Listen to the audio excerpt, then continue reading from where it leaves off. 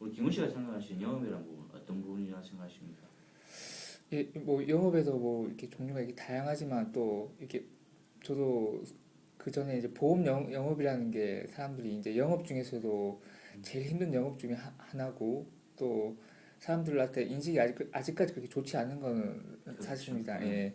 근데 우리나라 이렇게 보험회사가 지금까지 이렇게 유지가 되고 또 아직까지 이렇게 수많은 이렇게 보험 설계사들이 있는 거 봤을 때는 그만한 메리트가 있기 때문에 있다고 생각하고 또 여급이라는 자체가 자기가 한 만큼 가져간다는 거 그렇죠. 예. 그게 또 그 상당히 또 제가 봤을 일반 이제 셀러리 봤을 때 이렇게 매력 있는 것 같고 또 영업이 이제 힘들지만 대신에 이제 부딪히면서 또 이렇게 또 헤쳐나가다 보면은 또 잘 될 거라 생각에 이렇게 지원하게 됐습니다. 예. 그러면은 제가 한번 여쭤볼게요. 지금 이제 뭐 어려운 일을 사실은 도전을 하셨는데 우리 김훈 씨는 일을 하시면서 그러면 한 달에 어느 정도 경제적으로 수입이 되면 만족하실 것 같습니다. 일단 뭐 1차 목표는 뭐 어쩔 배부를 수는 없지만 뭐 한 4, 500 정도 4, 500 예, 정도. 일단 뭐 보고 예. 왔고 뭐 앞으로 이제 제가 더 열심히 하거나 아니면 또 뭐 좀 많이 배워가지고 하면 이제 더 올라갈 거라고 생각합니다. 우리 김훈 씨가 진짜 나중에 하고 싶은 어떤 일이세요? 예를 들어 내가 5년, 10년, 15년 뒤에 어떤 모습으로 되어 있기를 바라십니까? 음, 저는 뭐 이 일을 뭐 앞으로 이렇게 하게 되면은 뭐 저는 좀 길게 하고 싶습니다. 저는 이렇게 보니까 그 전에 이제 주변에 보험 설계 뭐 한 친구들이나 아니면 이렇게 선배를 봤을 때 이 일을 길게 했을 때는 상당히 이렇게 좋은 직업이라고 하고 또 안정적이라고 하더라고요. 이렇게 처음에가 좀 불안정해서 그렇지. 그래서 저는 일단은 첫 번째 목표는 일단 이제 오래 하고 정말 이렇게 남들한테 이렇게 도움이 되고 인정받을 수 있는 그런 이제 설계사가 되고 싶습니다. 아, 그러세요. 제가 몇 개 좀 말씀 좀 드릴게요. 남들이 보통 보면은 영업이라면은 많이 힘들어 하시거든요. 우리 김훈 씨가 생각하시는 영업이라는 부분은 뭐라고 생각하십니까? 영업이라는 정의. 영업은 일단 발로 뛰고 많이 움직여야 되고 부지런해야 되는 거라고 생각합니다. 그렇죠. 예. 보통 보면은 이렇게 자동차 세일즈 하시는 분도 있고 여러 가지 상품에 대한 부분 판매하시는 분도 있는데 뭐 다 똑같습니다. 근데 저는 영업이라는 부분을 다 정의를 내리면은 앞에 영업이라는 글자 앞에 한 글자가 빠져 있다 생각하거든요. 그게 뭐냐면은 어, 자영업이다 저는 생각합니다. 자영업. 뭘 자영업하느냐? 말 그대로 자영업을 하면 내가 투자를 하고 또 내가 일을 한 만큼 또 소득에 대한 부분을 갖다가 가져가지 않습니까? 근데 제가 생각할 때 자영업이라는 부분은 영업이지만 자영업이라는 부분은 두 가지입니다. 시간에 대한 부분하고 돈에 대한 부분. 이 두 가지를 본인 스스로 조절하는 게 저는 영업이라 생각하거든요. 흔히들 영업이 많이 힘들다 하지만 제가 생각할 때는 사실은 보험 영업이 제일 힘들다고 생각합니다. 왜냐면은요, 자동차 영업 이야기를 제가 한번 해볼까요? 자동차 영업 같은 경우에는 어느 정도 구매 의사를 가지고 오시는 분이 많지 않습니까? 그래서 딜러 입장에서는 색상이나 옵션이나 어떤 기본 조건에 대한 부분만 되고 나면은 어느 정도 판매가 가능한 부분이거든요. 마찬가지로 냉장고라든지 뭐 여러 가지 이런 부분은 눈에 보이는 상품이기 때문에 그렇지만은 사실 보험이나 금융이나 여러 가지 상품에 대한 부분, 저희들이 판매하는 상품에 대한 부분은 보이지가 않는 무형의 상품입니다. 그래서 다른 어떤 우리가 흔히 이야기하는 세일즈라는 부분보다 제일 많이 힘든 일이 저희들 하는 일이 아닐까라고 생각합니다. 여기 오셨으니까 제가 오늘 이 자리에 우리 김윤 씨 뭐 사실 오늘 날씨도 많이 안 좋은데 시간 맞춰 오셨는데 뭔가 여기서 일을 하든 안 하든 간에 조금 인생에 도움이 될 수 있는 이야기 좀 드리도록 그렇게 하겠습니다.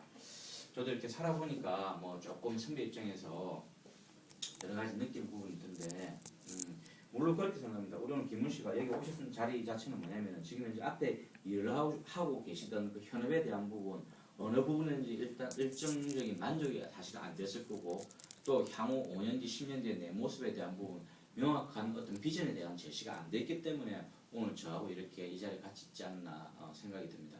저희들은요 어떤 일을 하냐면은 말 그대로 무형의 상품, 고객에 대한 컨설팅을 하는 일이 저희들 하는 일입니다. 제가 이렇게 한번 설명 한번 드려볼게요.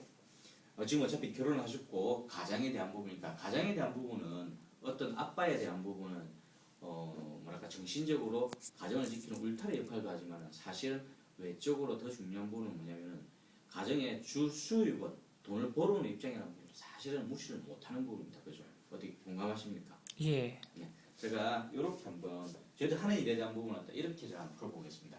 한 가정에 보면요 수입이 있고 지출이 있습니다. 자, 근데 지출에 대한 부분은요 이렇게 정리해 주십시오. 소비하는 부분이 있고 저축하는 부분이 있습니다. 저희들이 소비에 대한 부분을 갖다 어떻게 말씀드리지는 못합니다. 물론 이렇게 너무 과한 부분에 대한 부분은 아껴라 줄여라 라는 이야기는 하지만 저희들이 핸들할 부분은 이 저축에 대한 부분을 갖다가 좀 말씀드릴 건데 지금 현재 어떻게 저축 좀 많이 하고 계십니까?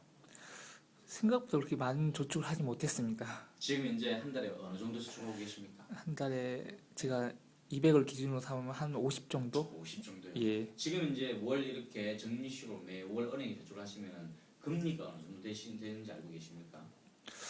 뭐 은행에 뭐 한 3, 4% 정도 뭐 3, 4%. 예, 준다고 생각하던데. 제가 이렇게 한번 저축에 대한 부분이니까 이렇게 제가 한번 말씀을 드려보겠습니다.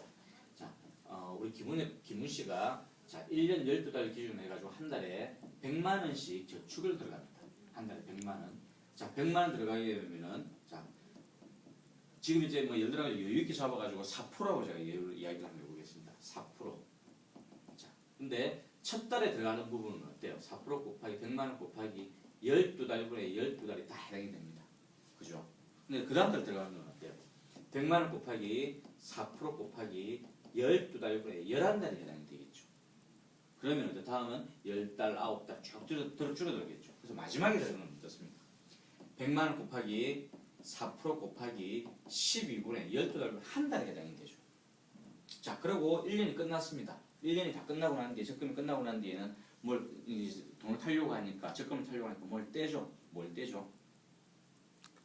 이자 뭐 소득세? 예. 그러니까 우리가 흔히 세금이라고 하죠. 예. 정확히는 이자 소득세라고 이야기를 합니다. 예. 이자 소득세. 혹시 이자 소득세 몇 프로 알고 계십니까?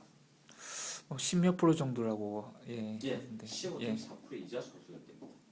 자, 제일 처음에 내가 은행에 가서 이야기를 할 때는 4%에 대한 상품에 대한 부분을 받았는데 자, 여기 보시면은 월별 적용을 받죠. 그죠? 월별 적용을 받으면 결국은 12분의 6 반에 대한 부분 2%에 4%가 아니라 사실은 2%밖에 안 됩니다.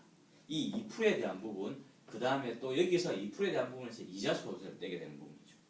자, 그러면 실질적인 내가 1년을 갖다 100만 원을 저축하고 받는 소득에 대한 부분은 한 1.6 내지 1.7%의 금리를 적용을 받게 되는 부분입니다. 근데 이 금리라는 1.6에서 1.7%가 왜 문제가 되냐면요. 한나라에 저희들은 지금 이제 자본주의였습니까? 자본주의는 적정금리라는 게 있습니다. 적정금리. 적정금리는요. 뭐냐면은 경제성장률 한 나라의 경제성장률 플러스 물가 상승률을 갖다가 적정금리라고 합니다. 자, 우리나라 경제성장률 지금 몇 프로나 되는지 혹시 알고 계십니까? 한 3%? 3%에서 지금 예. 이제 올해 보니까 조금 한국은행에서 하는 부분하고 경제원에서 이렇게 이야기하는 부분 좀 다른데 4%대 초반에 좀 될 거라고 이야기를 하더라고요. 제가 그냥 4%라고 이야기를 하겠습니다. 요즘에 또 그러고 물가 많이 오른다 이야기를 하죠. 예, 물가 상승률은 얼마나 될 것 같습니다. 물가 상승도 한 요즘에 한 4% 5% 되는 것 같습니다. 예. 조금 요즘에 사실 돈 가치가 많이 없어졌죠. 그죠? 예. 물가 상승률은 제가 그냥 3%만 잡도록 하겠습니다. 예. 3%만. 자, 그러면은 적정금리는요. 경제성장률 4% 플러스 물가 상승률 3% 이래 잡으면 적정금리는 7%가 돼야 되는 부분이죠. 근데 우리가 은행에 저축을 해가지고 받는 금리는 어떻습니까? 1.6 내지 1.7% 지금 이제 2%도 안 되지 않습니까? 그러면 5%의 갭이 발생하는 부분이죠. 이 5%라는 게 얼마나 큰가 사실은 잘 모릅니다. 제가 이렇게 한번 말씀드립니다. 혹시 72법칙이라고 들어보셨습니까? 처음 듣습니다. 72법칙이라는 건 뭐냐면은 내가 가진 1,000만 원, 내가 가진 1억을 갖다가 더블로 배로 늘릴 때 소요되는 연수가 얼마나 되는지 알 수 있는 법칙이거든요. 간단합니다. 70에 나누기 3. 내가 만약에 3%짜리 상품에 투자를 했다. 그러면은 72 나누기 3을 하게 되면은 24년이 돼야지 내